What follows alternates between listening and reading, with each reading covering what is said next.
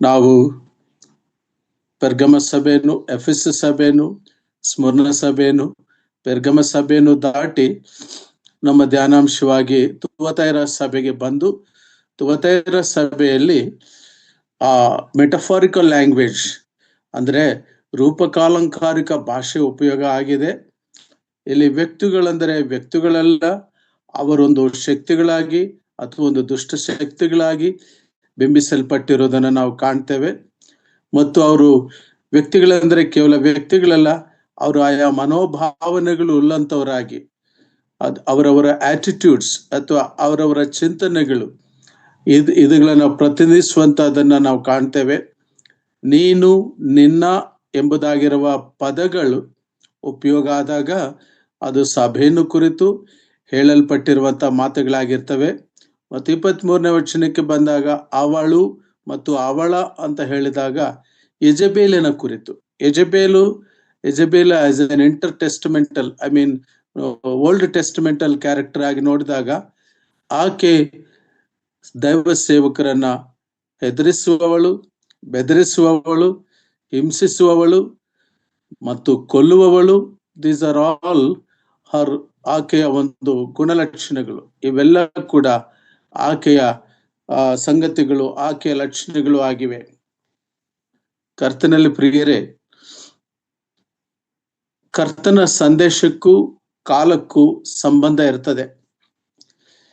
ಯಾವ ಕಾಲದಲ್ಲಿ ಯಾವ ರೀತಿ ತನ್ನ ಭಕ್ತರನ್ನು, ತನ್ನ ಮಕ್ಕಳನ್ನು ಎಚ್ಚರಿಸಿಕೊಳ್ಳುತ್ತಾ ತನ್ನ ವಾಕ್ಯದಿಂದ ತುಂಬಿಸಿ ಬಲಪಡಿಸಬೇಕೆಂದು ದೇವರು ಕಾಲಕ್ಕೂ ಕೂಡ ಆಯಾ ರೀತಿಯಲ್ಲಿ ಆಯಾ ವ್ಯಕ್ತಿಗಳನ್ನು, ಆಯಾ ಸಭೆಗಳನ್ನು ಎಚ್ಚರಿಸುತ್ತಾ ಮಾತನಾಡುತ್ತಾ ಇರುವಂತಹದನ್ನು ನಾವು ಸತ್ಯವೇದದ ಉದ್ದಕ್ಕೂ ಕಾಣ್ತೇವೆ. ಪ್ರಕಟಣೆ ಗ್ರಂಥ 1ನೇ ಅಧ್ಯಾಯ 7ನೇ ವಚನದಲ್ಲಿ ಭಕ್ತನಾದ ಯೋಹಾನನ ಹೇಳ್ತಾನೆ, ಒಂದು ಮಾತು ನಾವೆಲ್ಲ ಗಮನಿಸ್ತೇವೆ. ಇಗೋ, ಬಿಹೋಲ್ಡ್, ಇಂಗ್ಲಿಷ್ ಭಾಷೆಯಲ್ಲಿ ನೋಡುವಾಗ ಬಿಹೋಲ್ಡ್, ಮೇಘಗಳೊಂದಿಗೆ ಬರುತ್ತಾನೆ, ಎಲ್ಲರ ಕಣ್ಣುಗಳು ಆತನನ್ನು ಕಾಣುವವು, ಆತನನ್ನು ಇರಿದವರು ಸಹ ಕಾಣುವರು, ಭೂಮಿಯಲ್ಲಿರುವ ಎಲ್ಲಾ ಕುಲದವರು ಆತನನ್ನು ನೋಡಿ ಎದೆ ಬಡಿಕೊಳ್ಳುವರು, ಹೌದು ಹಾಗೆಯೇ ಆಗುವುದು, ಆಮೇನ್. ಕರ್ತನಲ್ಲಿ ಪ್ರಿಯರೇ, ಮೇಘಗಳೊಂದಿಗೆ ಆತನು ಬರುತ್ತಾನೆ ಎಂಬುದಾಗಿ ನಾವಲ್ಲಿ ಕಾಣ್ತೇವೆ. ಅಲ್ಲಿಗೆ semicolon, grammar of the language ಅಲ್ಲಿ ಗಮನಿಸಿದಾಗ ಆತನು ಮೇಘಮಂಡಲದಲ್ಲಿ ಮೇಘವಾಹನನಾಗಿ ಬರುವಾಗ ಅದು ರಹಸ್ಯ ಬರೋಣ ಸಭೆಯ ವಿಶ್ವಾಸಿಗಳನ್ನು ಅವರು ಎತ್ತಲ್ಪಡ್ಲಿಕ್ಕೋಸ್ಕರವಾಗಿ ಬರುವಂತಹದ್ದು. ಅದೇ ವಾಕ್ಯದಲ್ಲಿರುವಂತಹ 2ನೇ ಭಾಗ, ಆತನನ್ನು ಇರಿದವರು ಸಹ ಕಾಣುವರು, ಭೂಮಿಯಲ್ಲಿ ಎಲ್ಲರೂ ಕೂಡ ಆತನ ನೋಡುವರು ಎಂಬುದಾಗಿ ಹೇಳುವಾಗ ಆತನ 2ನೇ ಬರೋಣದ ಆ 2ನೇ ಸ್ಟೆಪ್, 2ನೇಯ ಮೆಟ್ಟಿಲದು. ಯೋಹಾನನು ಇದನ್ನು ಬಹಳ ಒಂದು ವೈಬ್ರೆನ್ಸ್ ನಿಂದ ಹೇಳ್ತಾನೆ. ಇಗೋ, ಅಲ್ಲಿವರೆಗೂ ಎಲ್ಲ ಸಂಗತಿಗಳನ್ನು ನಾವು ಏನು ಈ ಲೋಕದಲ್ಲಿ ನಮ್ಮನ್ನು ಆತನು ಆರಿಸಿಕೊಂಡಿದ್ದಾನೆ, ತನ್ನ ತಂದೆಯಾದ ದೇವರಿಗೆ ಯಾಜಕರನ್ನಾಗಿಯೂ ಆತನು ನಮ್ಮನ್ನ ದೇವರಿಗೆ ಯಾಜಕರನ್ನೇ ಆಗಿಯೂ ಮಾಡಿದವನು ಆಗಿರುವ ಆತನಿಗೆ ಯುಗ ಯುಗಾಂತರಗಳಲ್ಲಿಯೂ ಘನ ಮಹತ್ವಗಳಿರಲಿ ಎಂಬುದಾಗಿ ಹೇಳಿದಾನೆ.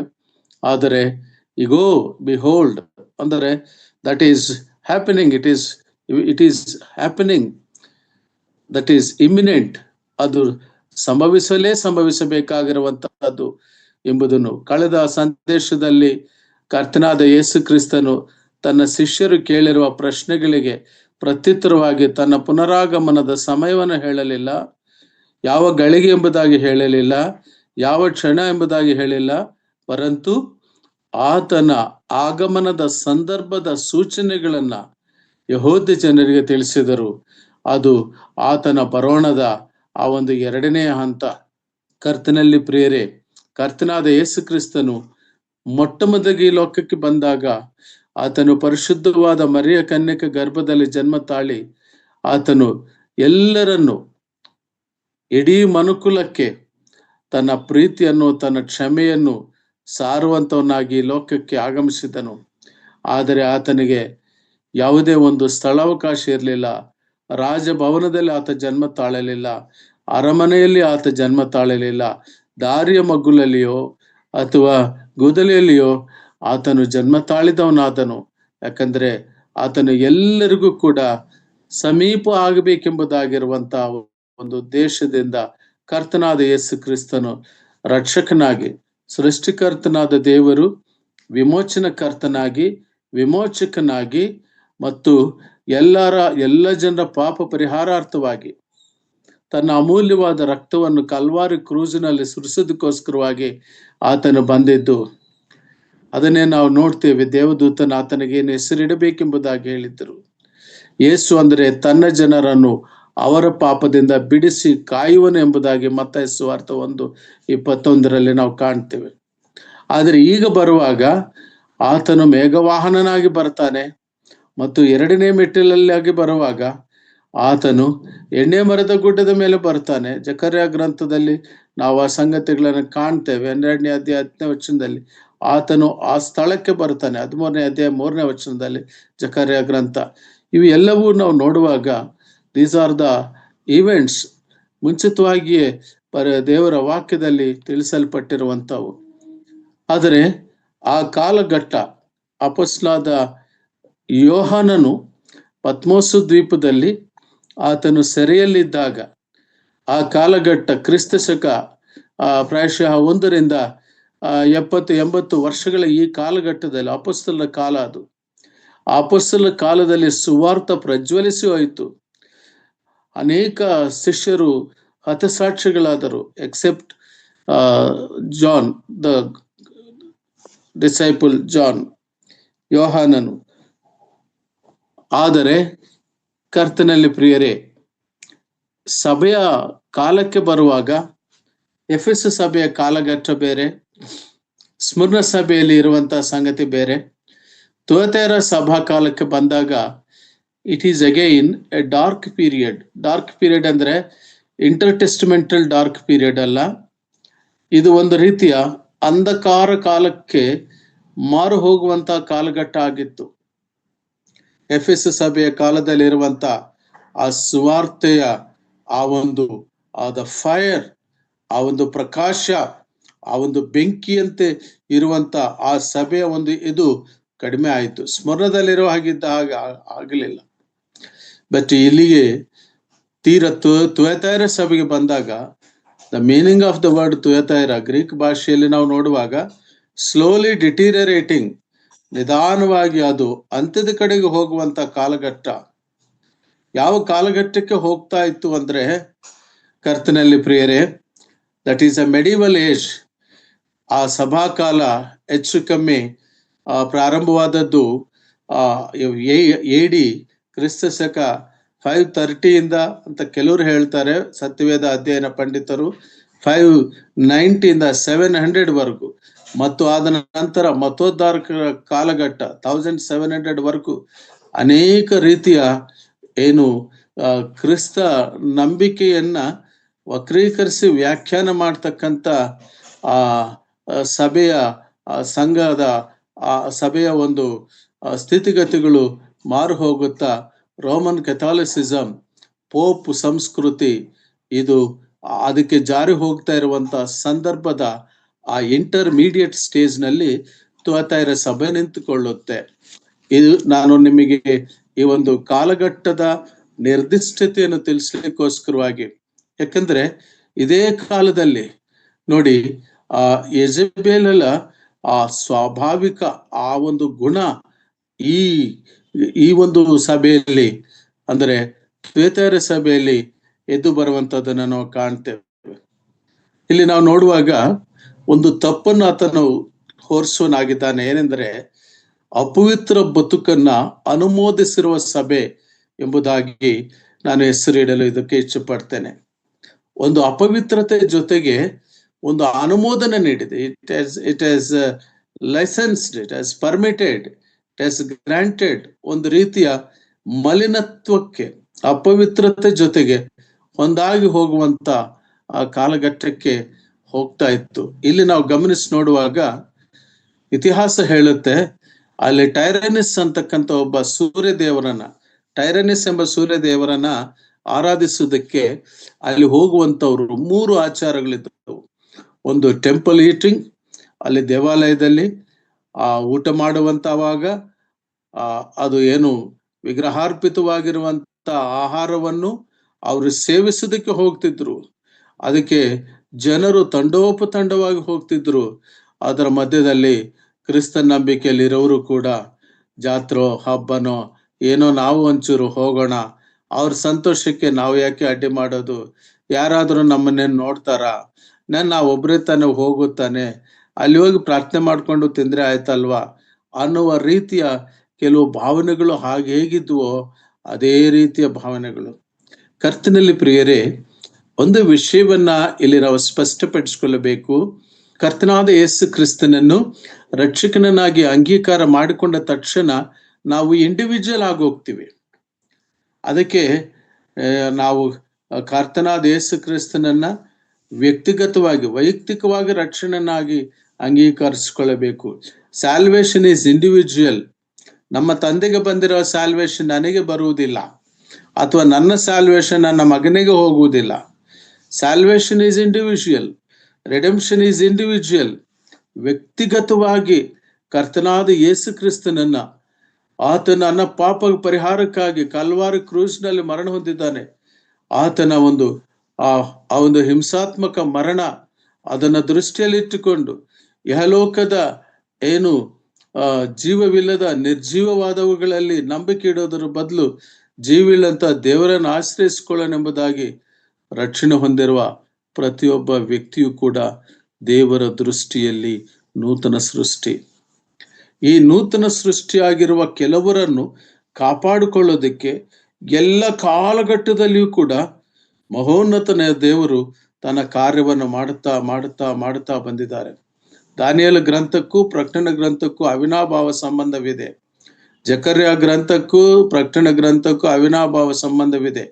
ನಾನು ಪ್ರಕಟಣೆ ಗ್ರಂಥದ ವ್ಯಾಖ್ಯಾನವನ್ನು ಮಾಡಲಿಕ್ಕೆ ಹೋಗ್ತಿಲ್ಲ, ಆದರೆ ಆ ಸಭೆಗಳಿಗೆ ಕರ್ತನ ಸಂದೇಶವನ್ನ ನೀಡಿದನೆಂಬುದಾಗಿ ಹೇಳುವಾಗ ಈ ಸಂಗತಿಗಳನ್ನ ನಾವು ಕಾಣ್ತೇವೆ. ದಾನಿಯೇಲ ಗ್ರಂಥ 9ನೇ ಅಧ್ಯಾಯದಲ್ಲಾಗಲಿ, 4ನೇ ಅಧ್ಯಾಯದಲ್ಲಿ, 6ನೇ ಅಧ್ಯಾಯದಲ್ಲಾಗಲಿ ಒಬ್ಬೊಬ್ಬ ಅರಸನು ಬದಲಾಗಿ ಹೋಗ್ತಿರುವಾಗ ದೇವರು ಒಬ್ಬ ಅರಸನನ್ನು ತೆಗೆದು ಇನ್ನೊಬ್ಬ ಅರಸನನ್ನು ಸ್ಥಾಪಿಸ್ತಾನೆ. ಇದು ನಮ್ಮ ದೇವರ ಸಾರ್ವಭೌಮಾಧಿಕಾರ. ಕೋರೆಷು ಮಾಡಿರುವಂತಹ ಆಜ್ಞೆಯನ್ನ ದಾರ್ಯಾವೇಶನು ನೆನಪು ಮಾಡಿಕೊಂಡು ಹೆಜ್ಜಿನ ಗ್ರಂಥದಲ್ಲೇ ನಾವು ಮಾತನ್ನು ಕಾಣ್ತೇವೆ. ಮಡಿಕೆಯಲ್ಲಿ ಇಟ್ಟಿರ್ತಕ್ಕಂಥ ಆ ಫೈಲ್ಸ್, ಆ ಒಂದು ಆಜ್ಞೆಯನ್ನು ತೆಗೆದು ಅವರು ದೇವ್ರ ಚಿತ್ತಾನುಸಾರವಾಗಿರ್ತಕ್ಕಂಥ ಆ ಒಂದು ನಿರ್ಮಾಣಕ್ಕೆ ಕೈ ಹಾಕಿದ್ದನ್ನ ನಾವು ಕಾಣ್ತೇವೆ. This is a broad subject. ನಾವು ಈ ಸಂಗತಿಗಳನ್ನ ನಾವೆಲ್ಲ ಧ್ಯಾನಿಸುವಾಗ, ಕಾಲಘಟ್ಟ ಬದಲಾಗುತ್ತಿರುವಾಗ ಈ ಸಭೆಯ ಕುರಿತು ಕರ್ತನಾದ ಯೇಸು ಕ್ರಿಸ್ತನು ತನ್ನನ್ನು ತಾನು ಪರಿಚಯಿಸಿಕೊಳ್ಳುವಾಗ ಸ್ಮರಣ ಸಭೆಗೆ ಪರಿಚಯಿಸಿಕೊಳ್ಳುವ ಹಾಗೆ ಆದ್ಯಂತನಾದ ದೇವರೆಂಬುದಾಗಿ ಹೇಳಲಿಲ್ಲ. ಎಫೆಸು ಸಭೆಗೆ ಪರಿಚಯಿಸಿಕೊಳ್ಳುವ ಹಾಗೆ ಸಭೆಗಳ ನಡುವೆ ತಿರುಗಾಡುವಾತನೆಂಬುದಾಗಿ ಹೇಳಲಿಲ್ಲ. ಮತ್ತು ಪೆರ್ಗಮ ಸಭೆಗೆ ಹೇಳಿದ ಹಾಗೆ ಇಬ್ಬಾಯಿ ಕತ್ತಿ ಹಿಡಿದವನಾಗಿ ಅಂತ ಹೇಳಲಿಲ್ಲ. ಆದರೆ ನಾವಿಲ್ಲಿ ಕಾಣ್ತೇವೆ, ಬೆಂಕಿಯ ಯುರಿಯಂತಿರುವ ಕಣ್ಣುಗಳು ಇರುವವನು. ಅಂದ್ರೆ the gods eyes have become red with ದ wrath ಟುವರ್ಡ್ಸ್ ಪೀಪಲ್. ಜನರ ಆ ಪಾಪ ಕರ್ಮಗಳು, ಸಭೆಯು ಲೋಕದ ಮಾಲಿನ್ಯದೊಂದಿಗೆ ಬೆರೆತು ಹೋಗುವಂತ ಆ ವಿಚಾರ ಬಂದಾಗ, ಆ ಸಂಗತಿಗಳಿದ್ದಾಗ ಕರ್ತನ ಅಂತ ಯೇಸು ಕ್ರಿಸ್ತನ ತಾನೇ ಹೇಳುವಂತದ್ದು, ಬೆಂಕಿಯ ಉರಿಯಂತಿರುವ ಕಣ್ಣುಗಳು, ತಾಮ್ರದಂತಿರುವ ಪಾದಗಳು. ತಾಮ್ರದ ಪಾದಗಳು ದೇ ಇಂಡಿಕೇಟ್ ಜಡ್ಜ್ಮೆಂಟ್. ಇದೆಲ್ಲ ಅರಿವನ್ನ ನಮ್ಮಲ್ಲಿ ಯಾರು ಉಂಟು ಮಾಡ್ತಾರೆ? ಕರ್ತನಲ್ಲಿ ಪ್ರಿಯರೇ, what a great God we have. ನಮಗೆಂತ ಒಳ್ಳೆ ದೇವರಿದ್ದಾನೆ. ನಮ್ಮ ರಕ್ಷಣೆಗಾಗಿ ಕರ್ತನಾದ ಯೇಸು ಕ್ರಿಸ್ತನನ್ನೇ ತನ್ನ ಒಬ್ಬನೇ ಮಗನನ್ನು ಈ ಲೋಕಕ್ಕೆ ಕಳಿಸಿಕೊಟ್ಟಾಗ ಆತನ ಮೇಲೆ ನಾವು ಇಟ್ಟಿರುವ ನಂಬಿಕೆಯನ್ನು ಕಾಪಾಡಿಕೊಂಡು ಹೋಗುವುದಕ್ಕೆ ನಮ್ಮೊಳಗೆ ಪವಿತ್ರ ಆತ್ಮನನ್ನಿಟ್ಟಿದ್ದಾನೆ. ಆ ಪವಿತ್ರಾತ್ಮನನ್ನು ನಮಗೆ ನೀತಿ, ನ್ಯಾಯ ಮತ್ತು ಆ ನ್ಯಾಯ ತೀರ್ಪಿನ ಅರುಹು ಉಂಟು ಮಾಡ್ತಾ ಇರ್ತಾನೆ. ಆ ಉಂಟು ಮಾಡುವಂತಹದ್ದು ಪವಿತ್ರಾತ್ಮ ದೇವರ ಒಂದು ಗುಣ. ಹಾಗಾಗಿ ಕರ್ತನಲ್ಲಿ ಪ್ರಿಯ ದೈವ ಜನರೇ, ಆಯಾ ಕಾಲಘಟ್ಟಕ್ಕೂ ಕೂಡ ಪವಿತ್ರಾತ್ಮನು ಆಯಾ ಸಂದೇಶಗಳನ್ನ ಹೆಚ್ಚು ಹೆಚ್ಚು ಹೆಚ್ಚು ಹೆಚ್ಚು ನೀಡ್ತಾ ಬಂದಿದ್ದಾನೆ. ನಾವು ಇವತ್ತು ತುವತೈರ ಸಭೆಗೆ ದೇವರು ನೀಡುವಂತ ಆತನ ಒಂದು ತೀರ್ಪು ಏನು, ಅಥವಾ ಆತನು ಕಂಡಿರುವಂತ ತಪ್ಪು ಏನು, ಅಥವಾ ಹೇಗೆ ಸಭೆ ಇರಬೇಕಾಗಿತ್ತು, ಆದ್ರೆ ಹೇಗಿದೆ, ಅದಕ್ಕೆ ಯಾವ ಎಚ್ಚರಿಕೆಯನ್ನು ಕೊಡ್ತಾನೆ ಅನ್ನುವ 4 ಅಂಶಗಳನ್ನು ನಾವು ಧ್ಯಾನ ಮಾಡಿಕೊಳ್ಳುವಂತ ಒಂದು ಪ್ರಯತ್ನ ಮಾಡೋಣ. ಏನು ಇದು ಅಪವಿತ್ರ ಬದುಕನ್ನು ಅನುಮೋದಿತ ಸಭೆ ಎಂಬುದಾಗಿ ಹೇಳುವಾಗ, ಆ ಸಭೆಯು ಬಹಳ ಪ್ರೀತಿ ತೋರಿಸೋ ಸಭೆ ಆಗಿತ್ತು. ನೋಡ್ರಿ, ಆ ಮೊದಲನೇ ವಚನದಲ್ಲಿ ನಾವು ಕಾಣ್ತೇವೆ, ಪಿಟ್ರನ್ನ ಅವ್ರಾಗ್ಲೇ ಓದಿದ್ದು, ನಾನು ಮತ್ತೆ ಓದ್ತೇನೆ. ಹೇಗೆ ನಿನ್ನ ಪ್ರೀತಿಯನ್ನು, 19ನೇ ವಚನ, ನಿನ್ನ ಕೃತ್ಯಗಳನ್ನು, ನಿನ್ನ ಪ್ರೀತಿಯನ್ನು, ನಂಬಿಕೆಯನ್ನು, ಪರೋಪಕಾರವನ್ನು ಇನ್ನೂ ನೋಡುವಾಗ, ಇದಲ್ಲದೆ ನಿನ್ನ ಕಡೆ ಕೃತ್ಯಗಳು ನಿನ್ನ ಮೊದಲಿನ ಕೃತ್ಯಗಳಿಗಿಂತ ಹೆಚ್ಚಾದವುಗಳು ಎಂದು ಬಲ್ಲೆನು. There was a great love, abundant love, unlimited ಅನ್ನೋ ಪದ ಅಂದ್ರೇನೆ ನಮಗೆ ಬೇಗ ಅರ್ಥ ಆಗೋದಲ್ವಾ. So unlimited, such an unlimited love. ಆದ್ರೆ ದೇವ್ರ ವಾಕ್ಯ ಹೇಳುತ್ತೆ, ಪ್ರೀತಿ ಅದು ಒಂದು ಕ್ರಿಸ್ತೀಯ ಶಿಸ್ತಿಗೆ ಒಳಪಟ್ಟಿರುವಂತ ಪ್ರೀತಿ ಆಗಿರ್ಬೇಕೆಂಬುದಾಗಿರುವಂತ ಬೋಧನೆಯನ್ನು ನಾವು ಈ ತುಯತೈರ ಸಭೆಗೆ ಸಂಬಂಧಪಟ್ಟಂತೆ ನಾವು ತಿಳ್ಕೊಳ್ಳುವಂತವರಾಗಿರ್ತೇವೆ. ಬಹಳ ಪ್ರೀತಿ ಇರುವುದು ಸಭೆ. ಎಲ್ಲವನ್ನ ಪ್ರೀತಿಸುವುದಲ್ಲ, ಎಲ್ಲವನ್ನು ಪ್ರೀತಿಸುವುದು ಸರಿಯಲ್ಲ. ಪ್ರೀತಿ ಇದೆ ಎಂಬುದಾಗಿ ಹೇಳಿ ಏನು ಎಲ್ಲವನ್ನೂ ಆಕ್ಸೆಪ್ಟ್ ಮಾಡಿ ಎಲ್ಲ ಕಡೆಗೂ ಹೋಗಿ ಎಲ್ಲ ಕಡೆ ಸಹವಾಸ ಮಾಡುವಂಥದ್ದಲ್ಲ. We are separated people, we are pulled out. Ecclesia we have taken, God has liberated us. ನಮ್ಮನ್ನ ಕೆಸರಿನ ಗುಂಡಿಯಿಂದ ಆತ ನಮ್ಮನ್ನು ಮೇಲಕ್ಕೆತ್ತಿ ಕ್ರಿಸ್ತನೆಂಬ ಬಂಡೆ ಮೇಲೆ ನಿಲ್ಲಿಸಿದ್ದಾನೆ ಪ್ರಿಯರೇ. ಆದರೆ ಆ ಪ್ರೀತಿಯು ಬುದ್ಧಿವಂತಿಕೆಯು ಮತ್ತು ಅನುಭವ ಜ್ಞಾನದಿಂದ ತುಂಬಿರುವಂತ ಒಂದು ಪ್ರೀತಿ ಆಗಿರಬೇಕು. This we need to learn today. ಇವತ್ತು ದಿನಮಾನಗಳಲ್ಲಿ ನಮಗೆ ಇದರ ಅವಶ್ಯಕತೆ ಕೂಡ ಇದೆ ಕರ್ತನಲ್ಲಿ ಪ್ರಿಯರೇ. ದಯಮಾಡಿ ನೋಡ್ರಿ, ಫಿಲಿಪ್ಪಿ ಪತ್ರಿಕೆ 1ನೇ ಅಧ್ಯಾಯ 9, 10, 11 ವಚನಗಳನ್ನು. Philippians chapter 1 versus 9, 10, 11. ಯಾರಾದರೂ ದಯಮಾಡಿ ಓದಿ.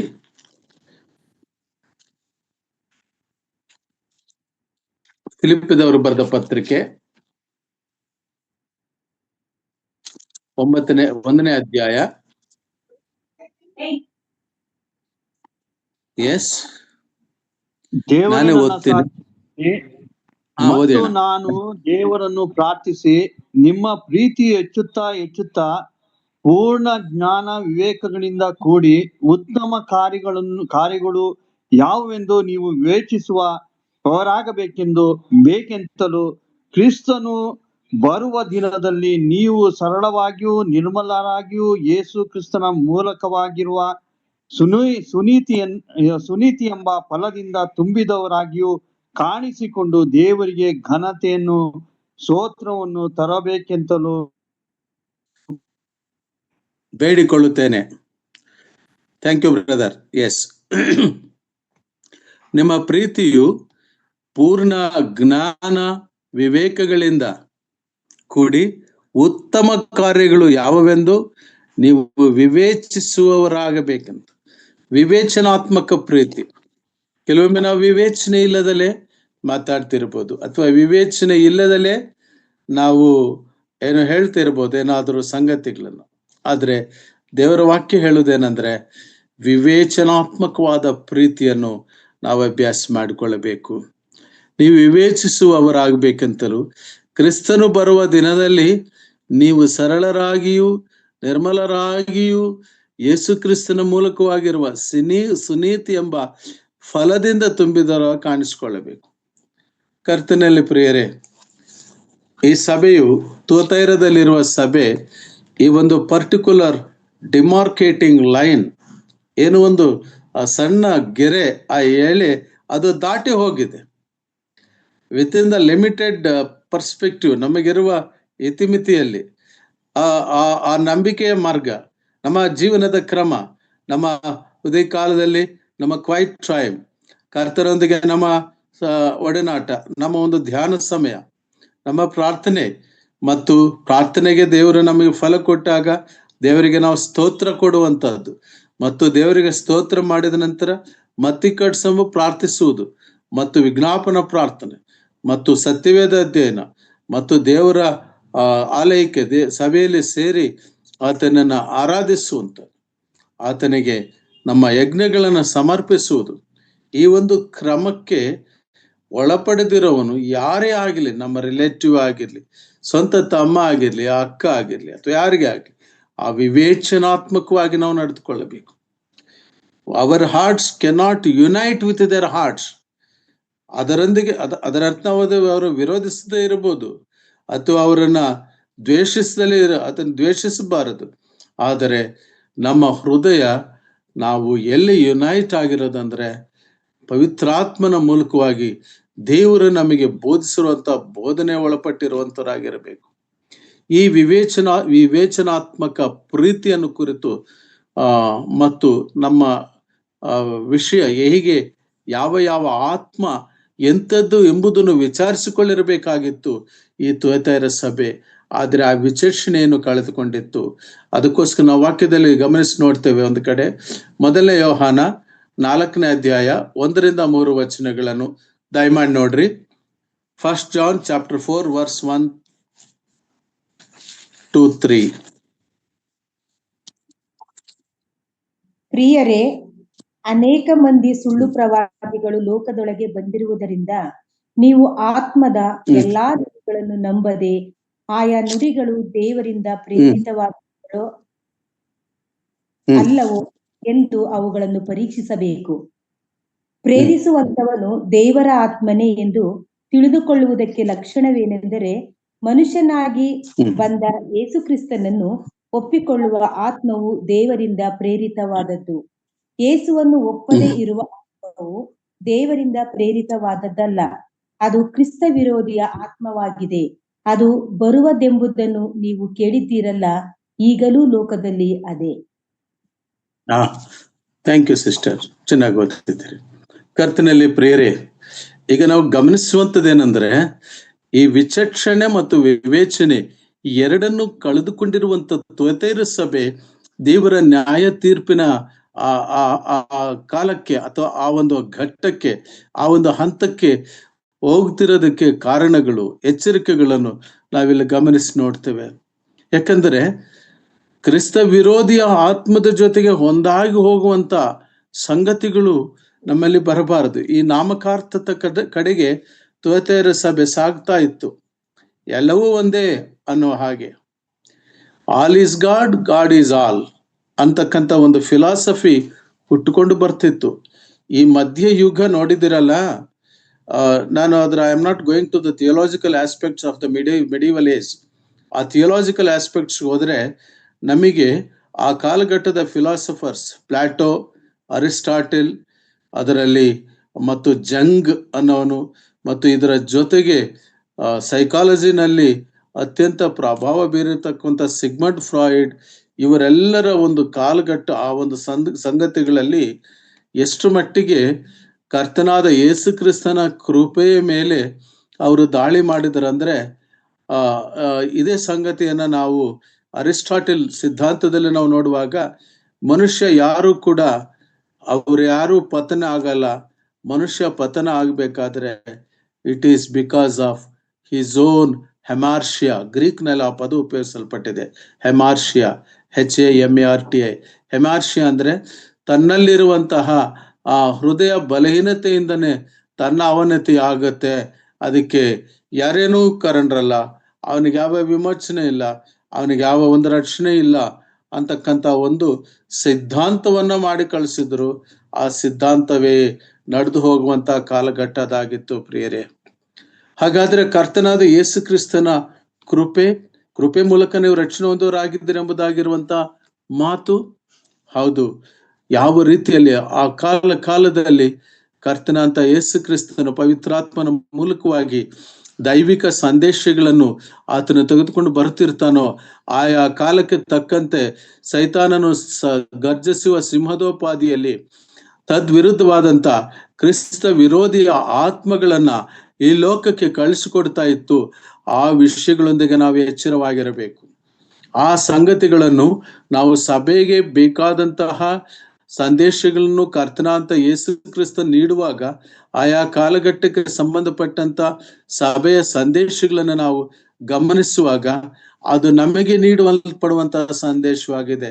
ಯಾಕಂದ್ರೆ ಕಿವಿ ಇಲ್ಲವನು ಕೇಳಲಿ ಎಂಬುದಾಗಿರುವಂತಹ ಪದ ಎಲ್ಲ ಆತ್ಮಕ್ಕೆ ಸಂಬಂಧಪಟ್ಟಂತ ಸಂಗತಿ ಎಂಬುದು ಕಾಣ್ತೇವೆ. ಬನ್ನಿ, ನಾನು ಮುಂದಕ್ಕೆ ಹೋಗ್ತೇನೆ. ನನ್ನ ಒಂದು ಸಂದೇಶದಲ್ಲಿ ವಿವೇಚನಾತ್ಮಕ ಪ್ರೀತಿಯನ್ನು ಕಳೆದುಕೊಂಡಿರುವ ಸಭೆ, ಅಪವಿತ್ರತ ಬದುಕನ್ನ ಅನುಮೋದಿಸಿರುವ ಸಭೆ, ದೇವರ ಒಂದು ಉಗ್ರತೆಯನ್ನು ಆಹ್ವಾನಿಸಿರುವ ಸಭೆ, ಬೆಂಕಿಯ ಜ್ವಾಲೆಯಂತಿರುವ ಕಣ್ಣುಗಳು, ತಾಮ್ರದ ಪಾದಗಳಿಂದ ಪ್ರತ್ಯಕ್ಷನಾಗುವ ಕರ್ತನಾದ ಯೇಸು ಕ್ರಿಸ್ತನ ಆ ದಿವ್ಯ ದರ್ಶನ ಈ ತುಯತೈರ ಸಭೆಗೆ ಆಗುವಂತದ್ದನ್ನು ನಾವು ಕಾಣ್ತೇವೆ ಪ್ರಿಯರೇ. ಮತ್ತು ನಾವು ಮುಂದಕ್ಕೆ ನಾವು ನೋಡುವಾಗ ಆ ಯೆಜಬೇಲಿನ ಲಕ್ಷಣಗಳನ್ನು ಕುರಿತು ನಾವು ನೋಡ್ತೇವೆ.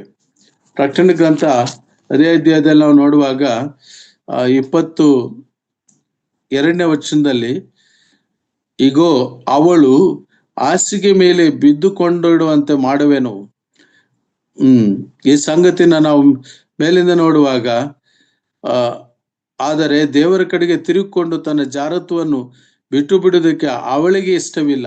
ಇಲ್ಲಿ ಅವಳು ಎಂಬುದಾಗಿ ಹೇಳುವಾಗ ಇಲ್ಲಿ ಯೆಜಬೇಲಳು ಅಥವಾ ಮೆಟಫಾರಿಕಲ್ ಫಿಗರ್ ಆಗಿರುವಂತ ಯೆಜಬೇಲಳು ಎಂಬುದಾಗಿ ನಾವು ಗಮನಿಸ್ತೇವೆ. ಈ ಯೆಜಬೇಲಳು ಈ ಒಂದು ಲಕ್ಷಣಗಳು ಏನೆಂಬುದನ್ನು ನಾವು ಸ್ವಲ್ಪ ಗಮನಿಸಿ ನೋಡುವಾಗ, ಆಕೆಯು ಜಾರತ್ವವನ್ನು ಪ್ರೇರೇಪಿಸುವಂತವಳು ಮತ್ತು ದೇವರ ಸೇವಕರನ್ನು, ಪ್ರವಾದಿಗಳನ್ನ ಕೊಲ್ಲಿಸುವಂತ ಒಂದು ಪ್ರಯತ್ನ ಮಾಡಿರುವವಳು. ದಯಮಾಡಿ ನೋಡ್ರಿ, ಮೊದಲೇ ಅರಸರ ಗ್ರಂಥ 18ನೇ ಅಧ್ಯಾಯ 4ನೇ ವಚನ, 1 Kings ಚಾಪ್ಟರ್ 18 ವರ್ಸ್ 4. ನಿಧಾನಕ್ಕೆ ನೋಡ್ರಿ, ಅಲ್ಲಿ ಅಕ್ಷರಾರ್ಥವಾಗಿ ಇದೆ, ಇಲ್ಲಿ ಆತ್ಮೀಯಾರ್ಥವಾದಂತ ಸಂಗತಿ ಇದೆ. ಇಜಬೇಲಳು ಯೆಹೋವನ ಪ್ರವಾದಿಗಳನ್ನು ಸಂಹರಿಸುತ್ತಿರುವಾಗ ಯೆಹೋವನಲ್ಲಿ ಬಹು ಭಯಭಕ್ತಿ ಉಳ್ಳವನಾದ ಈ ಓಬದ್ಯನು 100 ಮಂದಿ ಪ್ರವಾದಿಗಳನ್ನು ತೆಗೆದುಕೊಂಡು ಅವರನ್ನು 50 ಮಂದಿಯನ್ನಾಗಿ ಗವಿಗಳಲ್ಲಿ ಅಡಗಿಸಿಟ್ಟು ಅವರಿಗೆ ಸಾಕುತ್ತಿದ್ದನು. ಸಾಕು ಸಿಸ್ಟರ್, ಥ್ಯಾಂಕ್ ಯು. ಆತರ ಪ್ರವಾದಿಗಳನ್ನು ಕೊಲ್ಲಿಸುವಂತವಳು, ಬ್ಲಡ್ ಶೆಡ್. ಇವತ್ತಿನ ದಿನಮಾನಗಳಲ್ಲಿ ಕೂಡ ಅಷ್ಟೇ, ಕ್ರಿಸ್ತರ ಮೇಲೆ ರಕ್ತಪಾತ ಸುರಿಸುವಂತವರಿದ್ದಾರೆ. ಇದು ಕೂಡ ಯೆಜಬೇಲ್ ಎಂಬುದಾಗಿ ಹೇಳುವಾಗ it is also a manifestation of even masculinity. ಒಬ್ಬ ವ್ಯಕ್ತಿಯೇ ಅರಸನಾಗಿದ್ದವನಾಗಿ ಆತನು ಕೂಡ ದೇವರ ಮಕ್ಕಳನ್ನ ರಕ್ತಪಾತ ಮಾಡಿ ಸಂಹರಿಸುವಂತವನಾಗಿರಬಹುದು. ಆದರೆ ಈ ಸ್ವಾಭಾವಿಕ ಸಂಗತಿಯನ್ನ ಬಿಂಬಿಸುವಂತಹದ್ದು ಆ ಕಾಲಘಟ್ಟದ ಸಭೆ ಆಗಿತ್ತು ಪ್ರಿಯರೇ. ಇದು ಯೆಜಬೇಲಳ ಸ್ವಭಾವ. ಇನ್ನೊಂದು ಸಂಗತಿ ನೋಡ್ತೇವೆ, ಶಿ ಟೆರಿಫೈಸ್, ಭಯಪಡಿಸುವಳಂತೆ. ಅದೇ ಮೊದಲನೇ ಅರಸರ ಗ್ರಂಥ 19ನೇ ಅಧ್ಯಾಯ 1ನೇ ವಚನ. ಎಲಿಯನು ಎಲ್ಲಾ ಪ್ರವಾದಿಗಳನ್ನು ಕತ್ತಿಯಿಂದ ಸಂಹರಿಸಿದ್ದನ್ನು, ಅವನು ಮಾಡಿದ ಬೇರೆ ಎಲ್ಲಾ ಕಾರ್ಯಗಳನ್ನು ಅಹಾಬನು ಇಜಬೇಲಳಿಗೆ ತಿಳಿಸಿದಾಗ ಆಕೆಯು ಎಲಿಯನ ಬಳಿಗೆ ದೂತರನ್ನು ಕಳುಹಿಸಿ ಅವನಿಗೆ, ನೀನು ಪ್ರವಾದಿಗಳ ಪ್ರಾಣವನ್ನು ತೆಗೆದಂತೆ ನಾಳೆ ಇಷ್ಟು ಹೊತ್ತಿಗೆ ನಾನು ನಿನ್ನ ಪ್ರಾಣವನ್ನು ತೆಗೆಯದೆ ಹೋದರೆ ದೇವತೆಗಳು ನನಗೆ ಬೇಕಾದ್ದನ್ನು ಮಾಡಲಿ ಎಂದು ಹೇಳಿ ಕಳುಹಿಸಿದಳು. Thank you. ಬೆದರಿಕೆ ಹಾಕುವಂತವಳು, ದೇವರ ಮಕ್ಕಳಿಗೆ ಬೆದರಿಕೆ ಹಾಕುವಂತವ್ರು ಆ ಕಾಲದಲ್ಲೂ ಇದ್ದಾರೆ, ಈ ಕಾಲದಲ್ಲೂ ಕೂಡ ಇದ್ದಾರೆ. ಇದೊಂದು it's A sort of on going thing. ಆದರೆ ಕರ್ತನ ಅಂತ ತಂದೆ ಅಂತ ದೇವರು ಅದಕ್ಕೆ ಒಂದು ಭಯಾನಕವಾದಂತ ಶಿಕ್ಷೆಯನ್ನು ಹಾಕುವಂತನಾಗಿದ್ದಾನೆ. ಅದು ಮುಂದಿನ ಸಂಗತಿಯನ್ನು ನಾವು ನೋಡೋರಾಗಿರ್ತೇವೆ. ಸತ್ಯವೇದ ಇದನ್ನು ಅನುಮೋದಿಸುವುದಿಲ್ಲ. ತುಯತೈರ ಸಭೆಯ ಈ ಒಂದು ಯೆಜಬೇಲಳ ರೀತಿಯ ಆ ವರ್ತನೆಯ ಆ ರೀತಿಯ ಬೋಧನೆಯನ್ನು ಸತ್ಯವೇದ ಅಂಗೀಕರಿಸುವುದಿಲ್ಲ. ಯಾಕೆಂಬುದಾಗಿ ಹೇಳುವಾಗ, ಜಾರತ್ವ ಮಾಡುವುದು ಮಹಾಭಯಂಕರವಾದಂತಹ ಪಾಪ. ಅದು ಶರೀರದ ಒಳಗಡೆ ಹೋಗುವಂತದ್ದು.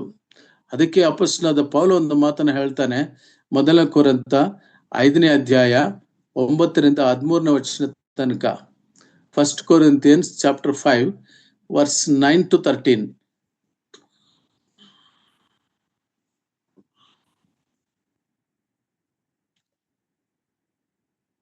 ರೆಫರೆನ್ಸ್ ಇಲ್ಲ ಸರ್ ಇದಕ್ಕೆ. ಮೊದಲನೇ ಕೊರಿಂಥ 5ನೇ ಅಧ್ಯಾಯ 9ರಿಂದ 13ನೇ ವಚನ. ಜಾರರ ಸಹವಾಸ ಮಾಡಬಾರದೆಂದು ನನ್ನ ಪತ್ರಿಕೆಯಲ್ಲಿ ಬರೆದಿದ್ದೇನಷ್ಟೇ. ಈ ಲೋಕದಲ್ಲಿರುವ ಜಾರರು, ಲೋಭಿಗಳು, ಸುಲುಕೊಳ್ಳುವವರು, ವಿಗ್ರಹಾರಾಧಕರು ಇವರ ಸಹವಾಸವನ್ನು ಬಿಟ್ಟು ಬಿಡಬೇಕೆಂದು ನನ್ನ ತಾತ್ಪರ್ಯವಲ್ಲ. ಹಾಗೆ ಬಿಡಬೇಕಾದರೆ ನೀವು ಈ ಲೋಕವನ್ನೇ ಬಿಟ್ಟು ಹೋಗಬೇಕಾಗುವುದು. ಆದರೆ ಕ್ರೈಸ್ತ ಸಹೋದರನಿಸಿಕೊಂಡವನು ಜಾರನಾದರೂ, ಲೋಭಿಯ, ವಿಗ್ರಹಾರಾಧಕನಾದರೂ, ಬೈಯುವವನಾದರೂ, ಕುಡಿಕನಾದರೂ, ಸುಲುಕೊಳ್ಳುವವನಾದರೂ ಆಗಿದ್ದ ಪಕ್ಷದಲ್ಲಿ ಅವನ ಸಹವಾಸ ಮಾಡಬಾರದು, ಅಂತವನ ಸಂಗಡ ಊಟ ಮಾಡಲೂಬಾರದು ಎಂದು ಬರೆದಿದ್ದೇನೆ. ಹೊರಗಿನವರನ್ನು ಕುರಿತು ತೀರ್ಪು ಮಾಡುವುದಕ್ಕೆ ನನಗೇನಧಿಕಾರ? ಒಳಗಿನವರನ್ನು ಕುರಿತು ತೀರ್ಪು ಮಾಡುವವರು ನೀವು ಅಲ್ಲವೇ? ಹೊರಗಿನವರನ್ನು ಕುರಿತು ತೀರ್ಪು ಮಾಡುವವನು ದೇವರು. ಸಾಕು ಸಿಸ್ಟರ್, ಥ್ಯಾಂಕ್ ಯು. ಕ್ರೈಸ್ತ ಸಹೋದರನೆನಿಸಿಕೊಂಡವನು ಜಾರನಾದರೂ, ಲೋಭಿಯಾದರೂ, ವಿಗ್ರಹಾರಾಧಕನಾದರೂ, ಬೈಯುವವನಾದರೂ, ಕುಡಿಕನಾದರೂ, ಸುಲುಕೊಳ್ಳುವವನಾದರೂ ಆಗಿದ್ದ ಪಕ್ಷದಲ್ಲಿ ಅವನ ಸಹವಾಸ ಮಾಡಬಾರದು. ಬೈಯೋರು ಇರ್ತಾರೆ, ಬ್ಯಾಡ್ ಲ್ಯಾಂಗ್ವೇಜ್. ಅದೇ ರೊಟ್ಟಿ ದ್ರಾಕ್ಷರಸವಲ್ಲ ಪಾಲುಗಾರರಾಗ್ತಾರೆ. ಅದು ದೇವರ ಮಾರ್ಗವಲ್ಲ, ಅದು ದೈವಿಕ ಬೋಧನೆಯಲ್ಲ. ನಮ್ಮ ಪರ್ಸನಲ್ ಲೈಫ್ನಲ್ಲಿ ಒಂದು ರೈಚಿಯಸ್ನೆಸ್, ಒಂದು ನೈತಿಕತೆ, ಒಂದು ನೈತಿಕ ಮೌಲ್ಯಗಳು ನಮ್ಮಲ್ಲಿ ಇರಬೇಕು. Better not to go out of house even. ಒಂದು ವೇಳೆ ಮನೆಯಲ್ಲಿ ಇದ್ದು ನಾವು ಧ್ಯಾನಿಸುವಾಗ ಕರ್ತನಲ್ಲಿ ಪ್ರಿಯರೇ, ದೇವರ ಅಮೂಲ್ಯವಾದ ಸಂಗತಿಗಳನ್ನ ನಾವು ನೆನಪು ಮಾಡ್ಕೊಳ್ತಾ, ಪ್ರಾರ್ಥನೆ ಮಾಡ್ತಾ, ಅವಶ್ಯಕತೆ ಬಂದಾಗ ನಮ್ಮ ಕೆಲಸ ಕಾರ್ಯಗಳನ್ನು ಮುಗಿಸ್ಕೊಂಡು ಹೋಗುವ ಮುಂಚೆ, ದೇವರೇ ನಾನು ಇಂಥ ಕಾರ್ಯಕ್ಕೆ ಹೋಗ್ತಾ ಇದ್ದೀನಿ, ನಿನ್ನ ಸಹಾಯ ನಾನು ಅನುಗ್ರಹ ಮಾಡು, ಪ್ರಾರ್ಥನೆ ಮಾಡ್ಕೊಂಡು ಹೋಗ್ಬೇಕು. ಅನ್ಯ ಜನರು ಲೋಕದಲ್ಲಿ ಇದ್ದಾರೆ, ಲೋಕದಲ್ಲಿ ಭ್ರಷ್ಟತ್ವ ಇದೆ, ಲೋಕದಲ್ಲಿ ಮಲಿನತ್ವ ಇದೆ. ಲೋಕ ಮಾಲಿನ್ಯ ನಮಗೆ ಅಂಟುಕೊಳ್ಳಬಾರದು. ಹಾಗಾಗಿ ಪ್ರಾರ್ಥನಾ ಪೂರ್ವಕವಾದಂತ, ಭಕ್ತಿ ಪೂರ್ವಕವಾಗಿರುವಂತ ಒಂದು ಜೀವನ. ಅದರರ್ಥ ವಿ ಆರ್ ನಾಟ್ ಪರ್ಫೆಕ್ಟ್. ನಮ್ಮಲ್ಲಿ ಬಲಹೀನತೆಗಳಿರ್ಬೋದು, ನಮ್ಮಲ್ಲಿ ಅನಾರೋಗ್ಯದ ಬಲಹೀನತೆಗಳಿರ್ಬೋದು, ಮಾನಸಿಕ ಬಲಹೀನತೆಗಳಿರ್ಬೋದು. ಆದರೆ ಅದಕ್ಕೆ ನಾವು ಪ್ರತಿ ಕೂಡ ಕರ್ತನ ಸನ್ನಿಧಿಯಲ್ಲಿ ವಾಕ್ಯದ ಪ್ರಕ್ಷಾಳನೆಯನ್ನು ಮಾಡಿಕೊಳ್ತಿರ್ಬೇಕು. ವಾಕ್ಯದೊಂದಿಗೆ ನಾವು ತಿಳಿದುಕೊಳ್ಳುತ್ತಾ ನಾವು ಇರಬೇಕಾಗಿದೆ. ಕರ್ತನಲ್ಲಿ ಪ್ರಿಯರೇ, ಈ ದಿನದ ಈ ಥಿಯೋತೈರ ಸಭೆ ಯಾವ ರೀತಿ ಅಪವಿತ್ರತೆಯನ್ನು ಅನುಮೋದಿಸಿರುವಂತಹ ಸಭೆ, ಜಾರತ್ವದ ಜೊತೆಗೆ ಹೊಂದಿಕೊಂಡಿರುವಂತ ಸಭೆ, ಬಹಳ ಪ್ರೀತಿ ತೋರಿಸುತ್ತಾ ವಿವೇಚನಾತ್ಮಕ ಪ್ರೀತಿ ಇಲ್ಲದೆ, ವಿಚಕ್ಷಣಾತ್ಮಕ ಪ್ರೀತಿ ಇಲ್ಲದೆ, ಒಂದು ನಾಮಕಾರ್ಥತೆ ಜೊತೆಗೆ ಒಂದಾಗಿ ಹೋಗುವಂತಹ ಸಭೆಯಾಗಿತ್ತು. ಇದನ್ನು ಗಮನಿಸಿದನು ನಮ್ಮ ಕರ್ತನಾದ ಯೇಸು ಕ್ರಿಸ್ತನು. ಬೆಂಕಿಯ ಉರಿಯ ಜ್ವಾಲೆಗಳಂತಿರುವವನು. ಇದು ಈ ಕಾಲಘಟ್ಟ, ಅದರ ರಿಫ್ಲೆಕ್ಷನ್, ಅದರ ಶ್ಯಾಡೋಸ್, ಆ ನೆರಳುಗಳು ಕಂಟಿನ್ಯೂ ಆಗ್ತವೆ. ಮಧ್ಯಯುಗದಲ್ಲಿ ರೆಫರ್ಮೆಟ್ರಿ ಏಜ್ವರೆಗೂ ಬರ್ತವೆ. ಅರಿಸ್ಟಾಟಲ್ನ ತಪ್ಪು ಸಿದ್ಧಾಂತಗಳು ಕ್ಯಾಲ್ವಿನಿಸಮ್ ವರ್ಗೂ ಬರುತ್ತೆ. ಕ್ಯಾಲ್ವಿನ್ ಒಳ್ಳೆಯ ರೀತಿಯಲ್ಲೇನೆ ಪ್ರಾರಂಭ ಮಾಡ್ತಾನೆ, ಆದರೆ ಸ್ಯಾಲ್ವೇಷನ್ ಈಸ್ ಎಲೆಕ್ಟಿವ್. ದೇವರು ಯಾರನ್ನ ಆರಿಸಿದಾನೋ ಅವರಿಗೆ ಮಾತ್ರ ಅನ್ನುವ ರೀತಿಯ ಒಂದು ಸ್ವಲ್ಪ ಚಿಂತನೆ ತಪ್ಪಿ ಹೋಗುವಂಥದ್ದು ಈ ಕಾಲಘಟ್ಟಕ್ಕೆ ಬರ್ತಾ ಜಾರಿ ಹೋಗುತ್ತೆ.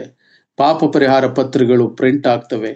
ಪೋಪ್ನ ಬಳಿಯಲ್ಲಿ ಹೋಗಿ ಅವರವರ ಪಾಪಗಳನ್ನು ಬೇಡಿಕೊಂಡು ಅದರೊಳಗೆ ಒಂದಷ್ಟು ಕಾಣಿಕೆ ದುಡ್ಡನ್ನು ಹಾಕಿ, ಈ ಪಾಪ ಮಾಡಿದಕ್ಕೆ ಯುವರ್ ಸಿನ್ ಈಸ್ ಫರ್ಗಿವನ್, ಪಾಪ ಪರಿಹಾರ ಪತ್ರಗಳು ಅಂತ ಅದಕ್ಕೆ ಹೆಸರುಂಟು. ಚರಿತ್ರೆಯಲ್ಲಿ ಇವು ನಡೆದಿರುವಂತವು.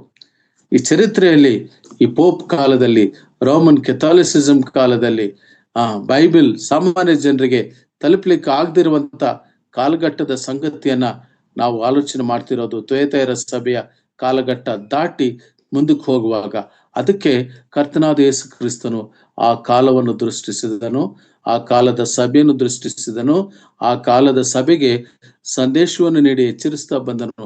ಪ್ರಿಯರೇ, ಇದರಲ್ಲಿರುವ ಸಂದೇಶ ನಮಗೇನು ಮುಕ್ತಾಯ ಆಗಲಿಲ್ಲ. ಆದರೆ ಒಂದು ಸಂಗತಿ ಸ್ಪಷ್ಟಪಡಿಸ್ಕೊಳ್ಳೋಣ, ನಾವು ಯಾವ ಆತ್ಮ ಯಾವ ಆತ್ಮದಿಂದ ಕರ್ತನಾದ ಯೇಸು ಕ್ರಿಸ್ತನಲ್ಲಿ ಇವರು ನಂಬಿರುವವರ, ಅಂಗೀಕರಿಸುವವರ, ಕರ್ತನಾದ ಯೇಸು ಕ್ರಿಸ್ತನ ಮೇಲೆ ದೃಷ್ಟಿ ಇಟ್ಟಿರುವವರ, ರಕ್ಷಕನನ್ನು ಅಂಗೀಕರಿಸುವರ, ಅಥವಾ ಕ್ರಿಸ್ತ ವಿರೋಧಿಗಳಾಗಿರುವಂತವರ, ಅಥವಾ ಸೆವೆಂತ್ ಡೇ ಅಡ್ವೆಂಟಿಸ್ಟ್ ತರ ಇರುವವರ, ಜೆಹೋವಾ ವಿಟ್ನೆಸಸ್ ತರ ಇರುವವರ, ನಮ್ಮ ಹತ್ರ ನಿಮ್ಮ ಬೈಬಲೇ ಇದೆ, ನಾವು ನಿಮ್ಗೆ ಬೋಧಿಸ್ತೀವಿ ಅಂತ ಬರುವರ, ಇವರೆಲ್ಲರ ವಿಷಯಗಳ ಬಗ್ಗೆ ನಾವು ಎಚ್ಚರವಾಗಿರಬೇಕಾಗಿರುವಂತಹ ದಿನಗಳಾಗಿವೆ. ಪ್ರಿಯರೇ, ಆ ಕಾಲದಲ್ಲಿಯೇ ಪರಿಶುದ್ಧಾತ್ಮ ದೇವರು ತುಯತೈರ ಸಭೆಯ ಸಂದೇಶದ ಮೂಲಕವಾಗಿ ಮಿಡೀವಲ್ ಏಜ್ ಮತ್ತು ರಿಫಾರ್ಮೇಟರಿ ಏಜ್ಗೆ ಜಾರು ಹೋಗುವ ಆ ಟ್ರಾನ್ಸಿಷನ್ ಸಂದರ್ಭದ ಆ ಮಾಲಿನ್ಯವನ್ನು, ಆ ಭ್ರಷ್ಟತೆಯನ್ನು, ಆ ಒಂದು ಲೋಕದೊಳಗೆ ಒಂದಾಗಿಸಿಕೊಂಡು ಹೋಗೋದಕ್ಕೆ ಎಕ್ಯುಮಿನಿಕಲ್ ಮೂವ್ಮೆಂಟ್, ಇವೆಲ್ಲ ಯಾರು, ಇವೆಲ್ಲ ಎಲ್ಲಿಂದ ಬಂದವು, ಈಗ ಹುಟ್ಟುಕೊಂಡಿರುವಂತಲ್ಲ. These are the by products of Thyatira church. Thyatira ಸಭೆಯ ಕಾಲಘಟ್ಟದ ಇವು ಉತ್ಪಾದನೆಗಳಾಗಿ ಇವು ಬರುವಂತದ್ದು. ಪೆಟ್ರೋಲ್ ಜೊತೆಗೆ ಬೆಗಾಸಿಸ್ ಅಂಡ್ ಮೊಲಾಸಿಸ್ ಅನ್ನೋ ಬೈ ಪ್ರಾಡಕ್ಟ್ಸ್ ಬರ್ತವಂತೆ. ಅವು ಅಣ್ಣ ತಮ್ಮ ಅಕ್ಕ ತಂಗಿ ತರ, ಅವ ನಂತರ ಬಂದು ಅವು ಅದಕ್ಕೆ ಕಾಸ್ಟ್ ಪಡ್ಕೊಳ್ಳುತ್ತೆ. ಹಾಗೆ ಇವೆಲ್ಲ ದಾರಿ ಹಾದಿಗೆ ಹೋಗುವಾಗ ನಮ್ಮ ಕರ್ತನಾದ ಯೇಸು ಕ್ರಿಸ್ತನು ಮಧ್ಯಾಕಾಶದಲ್ಲಿ ಬರೋನಾಗಿದ್ದಾನೆ. ಹಾಗಾಗಿ ನಾವು ಸಿದ್ಧಗೊಳ್ಳಬೇಕು, ಆತನನ್ನು ನಾವು ಎದುರುಗೊಳ್ಳೋದಕ್ಕಾಗಿ ಸಿದ್ಧರಾಗಬೇಕು. ಕರ್ತನಲ್ಲಿ ಪ್ರಿಯರೇ, ಈ ಅವಕಾಶ ಕೊಟ್ಟಂತ